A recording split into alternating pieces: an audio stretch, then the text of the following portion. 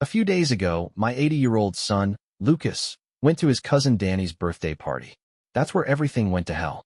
Lucas and Danny are the same age, go to the same school, and are basically inseparable at family events. So when Danny's birthday came up, Lucas was beyond excited. He talked about it all week. What presents Danny might get, what games they'd play, how there was going to be a huge cake. But that morning, Lucas didn't look like himself. He was pale, quieter than usual, poking at his breakfast instead of inhaling it like he normally did. "You okay, buddy?" I asked, crouching beside him. Lucas nodded quickly. "Yeah, just tired." I studied him for a second. "You sure you want to go? You can stay home and rest. Maybe we can do something fun later." "No," he blurted out, sitting up straighter. "I want to go. I feel fine, Dad. Promise." Something in me hesitated. But he wasn't coughing, didn't have a fever. Maybe it was just a slow morning. Maybe being around his friends would perk him up. "All right," I said. "But if you start feeling worse, you call me, okay?" Lucas nodded. "Okay." I texted my sister, Emily, before dropping him off. "Hey, just a heads up, Lucas wasn't feeling great this morning. Let me know if he needs anything." She didn't reply. Not unusual for her. Emily had always been the type to either ignore messages completely or respond hours later with a single word. When we got to her house, the party was already in full swing. Kids running around the yard, balloons tied to the porch, music blasting from a speaker. Lucas's eyes lit up the second he saw his friends, and before I could say anything else, he was unbuckling his seatbelt, eager to get out. Emily opened the door before we even reached it, smiling brightly. "Lucas, get in here, the kids are outside." Lucas grinned and bolted inside. I was about to remind him, again, to call me if he needed anything when Emily suddenly plucked his phone right out of his pocket. I blinked. "What are you doing?" "No screens at family gatherings," she said, slipping the phone into her back pocket like it was nothing. "You know that." I frowned. "Emily, I just told him to keep it in case he needs me. He'll be fine." She rolled her eyes, already turning toward the kitchen. "It's only a few hours." I stood there, staring after her, something uneasy twisting in my gut. But I told myself it was fine. She was his aunt. She wouldn't let anything happen to him. So I left. Biggest mistake of my life. 3 hours later, I started feeling off. I had texted Emily twice. No response. I called her. Straight to voicemail. Tried again. Nothing. Something was wrong. I could feel it, deep in my chest, this gnawing sense of dread that only got worse with every passing second.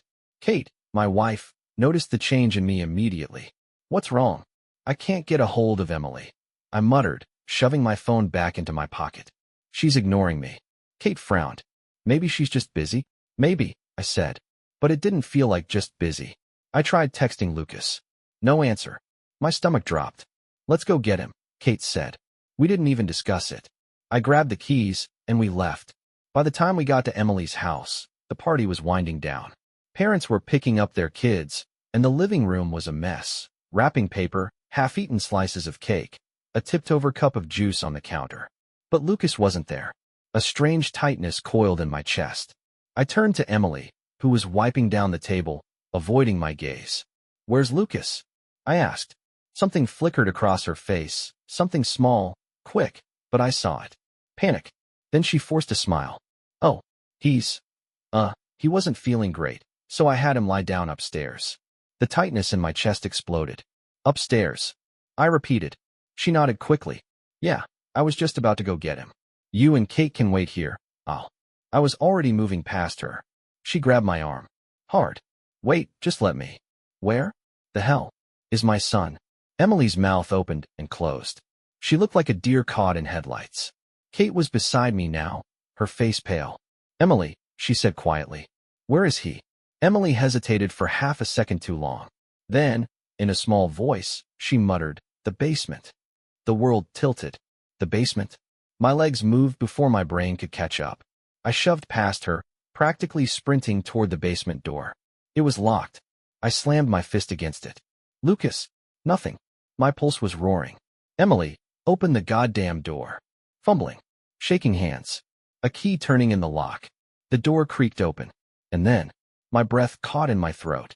Lucas was curled up in the corner, shivering violently. His face was pale, lips tinged blue. There was vomit on the floor next to him. His arms were wrapped around himself, his entire body trembling. For a moment, I couldn't move, couldn't think.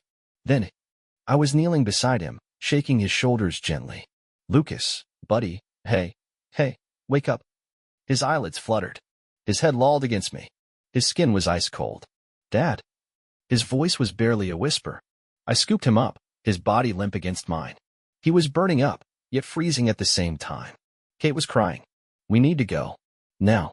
Emily stood there, hands over her mouth, silent. I turned to her, my voice shaking with barely contained fury.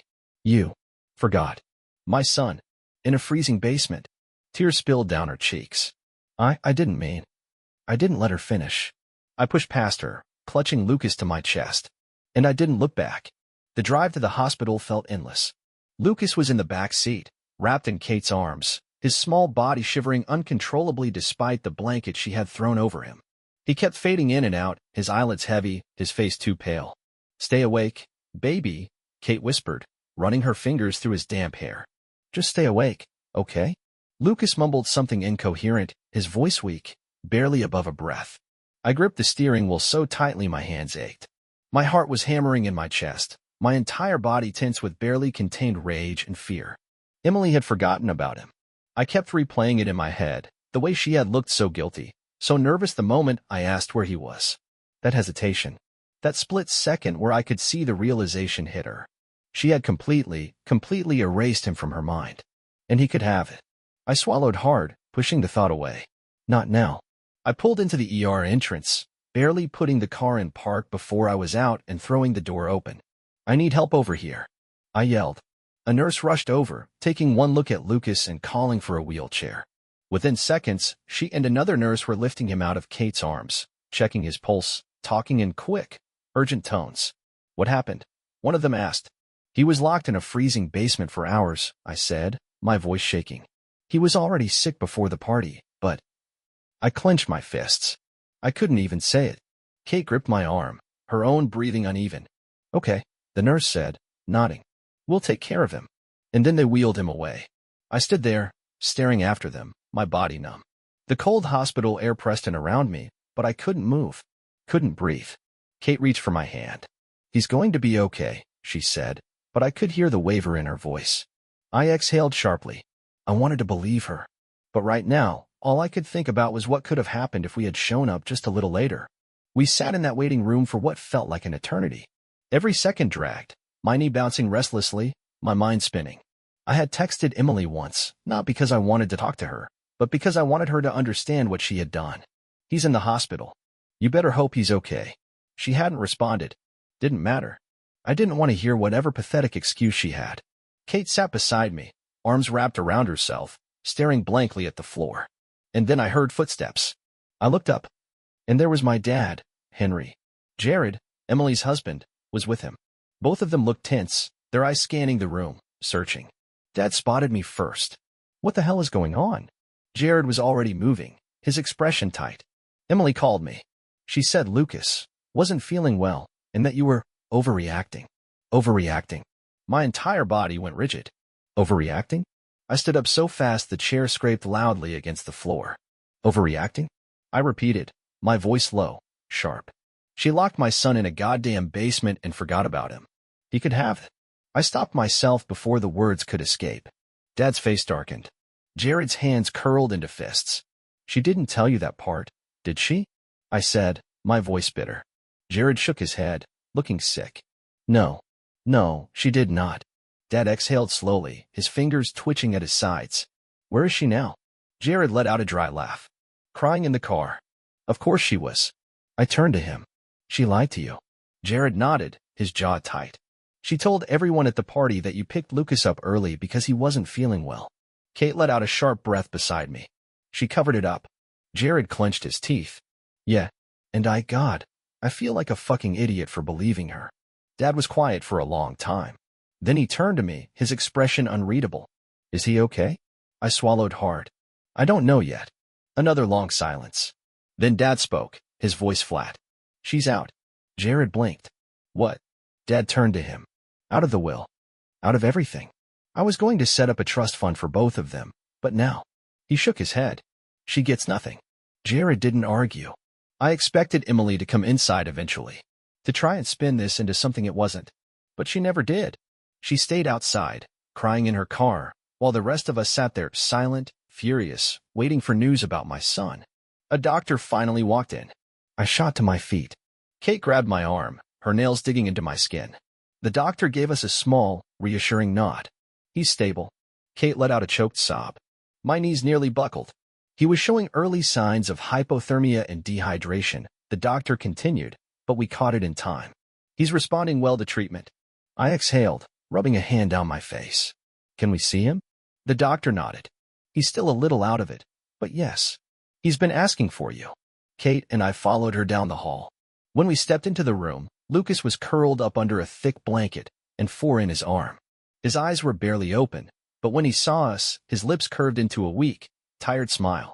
Hey, buddy, I said, sitting beside him. Hey, Dad. Kate brushed his hair back gently. How are you feeling? Lucas blinked slowly. Better. I swallowed hard, forcing down the lump in my throat. Kate kissed his forehead. You scared us. Lucas let out a tiny laugh. I scared me too. God. This kid. Kate sniffled, wiping at her eyes. Then Lucas looked at me, his expression growing a little more serious. Dad? I leaned closer. Yeah, buddy. His fingers curled into the blanket. Is Aunt Emily mad at me? I stilled. Kate's breath hitched beside me. I forced my voice to stay even. Why would she be mad at you? Lucas hesitated. Because I ruined Danny's party. My stomach twisted. Lucas, you didn't ruin anything. His lips pressed together. But she said. I shook my head. I don't care what she said. She was wrong. You did nothing wrong. Lucas blinked up at me, his little face so open, so trusting. I had failed him once. I wouldn't do it again. Kate squeezed his hand. We're going to make sure nothing like this ever happens again, okay? Lucas nodded sleepily. Okay. As he drifted off, I felt something settle inside me. A decision. Emily wasn't getting away with this. Not this time. Not ever. 2 days after the hospital, CPS called me back. The caseworker's name was Lisa, and she had the kind of steady, patient voice that made it clear she'd heard it all before. But as I told her what happened, every detail, from the ignored calls to the locked basement, her tone shifted. She didn't say much, just asked follow-up questions, but I could feel the weight of her silence. This is serious, she finally said. We'll need to investigate. I exhaled. What does that involve? We'll need to interview you, your wife, and Lucas separately. We'll also speak with Emily and her husband, as well as anyone else who was at the party. Based on our findings, we'll determine if there's an ongoing risk to any children in our care.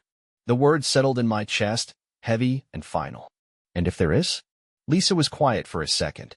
Then, carefully, she said, then appropriate action will be taken. I knew what she was implying.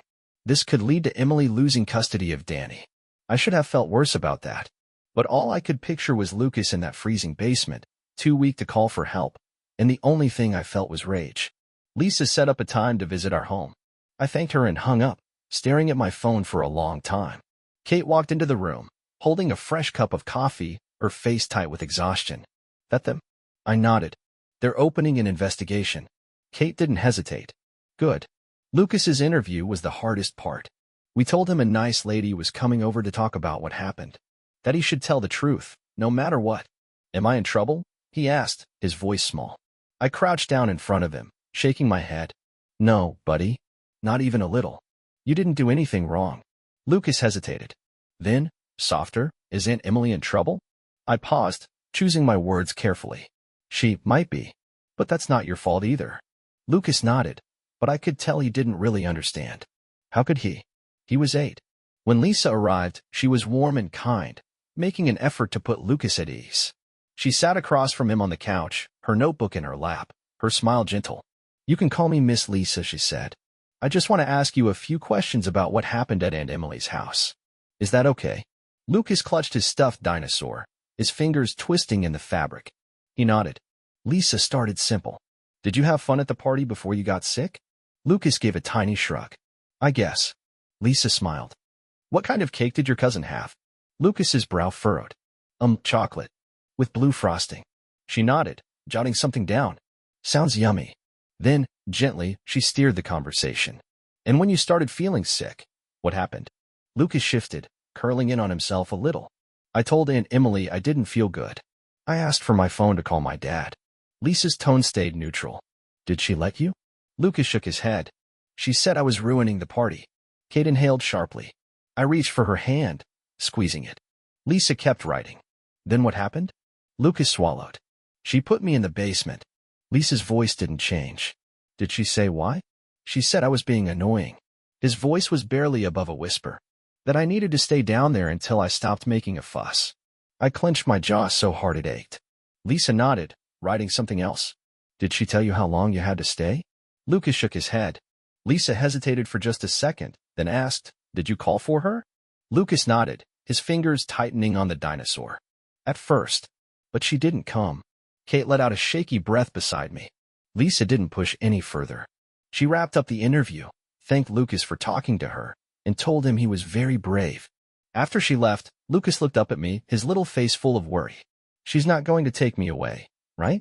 My stomach dropped. What? Lucas hesitated. She asked if you and Mom ever yell too much. Or get mad a lot. Oh. Lisa had been covering all her bases. I exhaled and reached for his shoulder, squeezing it gently. She was just making sure you're safe. That's her job. But you're not going anywhere, buddy. You're safe here. Lucas seemed to accept that, but I could tell it had unsettled him. And honestly, it unsettled me too. Because if they were this thorough with us, I could only imagine what was coming for Emily. Jared called me 2 days later. They talked to us, he said, his voice flat. The caseworker came to the house. I could hear the exhaustion in his tone. How'd it go? I asked. She was professional. Polite. But Emily, he let out a sharp breath. She completely fell apart. Started crying, telling them over and over that it was an accident. That she forgot. I stayed silent. Jared laughed bitterly. She actually believes that. Yeah, I muttered. That's the scary part. She thinks this is all some massive overreaction, he continued. That you're blowing everything out of proportion to punish her. She even tried to say Lucas was exaggerating. I saw red. She what? She told the caseworker he was probably playing it up for sympathy. Jared's voice was full of disgust. Like an 80-year-old could fake almost passing out from hypothermia. My hands curled into fists. Luckily, the caseworker didn't buy it, Jared added. And now, they're making her take parenting classes and therapy. Mandatory. I exhaled. That was something, at least. She also can't have unsupervised contact with any kids until they're satisfied with her progress, Jared said. I let out a sharp, humorless laugh. She's gonna love that. Oh, she's furious. She said it's humiliating. Not as humiliating as being the kind of person who needs it, I muttered. Jared went quiet for a second. Then, softly, he said, I think I'm done. I froze. With Emily? With the marriage. His voice was heavy. I've been trying. Telling myself this is fixable. But it's not, is it? I hesitated. It wasn't my place. But finally, I said, if you can't trust her around your own kid, then no. It's not. Jared sighed. Yeah, I think I already knew that. That night, I got an email from my dad. No subject line. Just a short message. I changed the will today. Everything goes to you, and the grandkids. She's out. That was it. I stared at the screen for a long time. I thought I'd feel relief. Or satisfaction. But all I felt was tired. Emily showed up at my house 3 days later. I should have known she would. After the CPS investigation, after Jared told her he was done, after Dad cut her out of the will, there was no way she was just going to sit back and take it. But when I opened the door and saw her standing there, I still felt that flicker of something. Not sympathy. Not guilt. Maybe just exhaustion. She looked awful. Puffy eyes, dark circles underneath. Her hair was unbrushed, and she wore an oversized hoodie that I was pretty sure belonged to Jared. She let out a shaky breath. We need to talk. I didn't move. No, we don't. Her lips pressed into a thin line. 5 minutes, Ethan. That's all I'm asking. I considered slamming the door in her face. Really, I did. But something in me hesitated. Maybe because she was my sister. Maybe because part of me wanted to hear what excuse she'd try to come up with this time. I stepped outside, closing the door behind me. She let out a breath like she had been holding it in. I know you're mad. Mad? I let out a short, bitter laugh. Emily, I don't even have a word for what I feel toward you. She winced, but pushed forward. I made a mistake. A mistake is forgetting someone's birthday. Or burning dinner. A mistake is not locking a sick child in a freezing basement for hours and forgetting he even exists. My voice shook, but I didn't care. Do you even understand how bad this is? Tears welled in her eyes. Of course I do. Do you think I don't feel horrible? I stared at her. No, I said finally. I don't. Her mouth opened, but nothing came out. I think you feel horrible that people found out. That you're facing consequences for once in your damn life. I shook my head. But I don't think you actually feel bad for what you did. Emily's breath hitched. That's not true. I folded my arms. Really? Then why did you tell Jared that Lucas was exaggerating? Her face paled. I didn't. Don't lie to me. My voice was cold. I talked to him. I know exactly what you said. That he was probably playing it up for sympathy. Emily's eyes darted away, her jaw tightening. Jesus, Emily. I let out a sharp breath. He's 8. Do you know what he asked me in the hospital? If you were mad at him for ruining Danny's party. Her head snapped up. I let that sink in. Let her sit with the weight of it. Then I shook my head. You don't feel bad for what you did. You feel bad that your life is falling apart because of it. Emily swallowed hard. Dad cut me out of the will. I didn't respond. She let out a wet, bitter laugh. Of course you already know. She wiped at her eyes. I can't believe you just erased me. I shrugged. Actions have consequences. Emily looked at me then, really looked at me. And for the first time, I think she finally got it. She had lost. Not just the money. Not just the trust fund. She had lost me. And maybe, just maybe, that realization hit her harder than she expected. She wiped at her face again, sniffling. So that's it then? I nodded. That's it. For a second, it looked like she might argue. Might beg. Might try to spin this into something it wasn't. But then, slowly, she just turned and walked away. I didn't watch her go. I just went inside and locked the door. Time passed. Lucas got better. The nightmares stopped. The hesitation in his voice whenever he mentioned Emily faded. He still had moments where he clung to me a little tighter at bedtime, or where his eyes darted toward the basement door like it might swallow him whole, but he was okay. Kate and I worked hard to make sure of that. Emily, on the other hand? I had no idea. She never reached out again after that day on my porch. I thought maybe she would, one last attempt to guilt me, to shift the blame, to convince me she was the victim. But she never did. Maybe she finally understood that there was nothing left to salvage. Jared filed for divorce. It wasn't messy, he got full custody, and Emily didn't fight it. Maybe she knew she didn't stand a chance. Dad never spoke to her again. I thought I'd feel worse about that. Thought maybe, eventually, I'd regret it. That I'd miss her. But I didn't. Some things you just can't come back from. I think about that a lot. How people talk about forgiveness like it's something you owe someone. Like it makes you a better person to let things go. But some wounds don't heal clean. Some things leave scars too deep to pretend they're not there. Lucas will never remember Emily the way I used to. As my big sister. As someone I trusted. He will only ever remember the way she made him feel that night. And that's something I can't forgive. Kate and I focused on Lucas, on making sure he felt safe, felt loved. On reminding him that no matter what, we would always be there. And Emily? I don't know where she is now. And I don't care.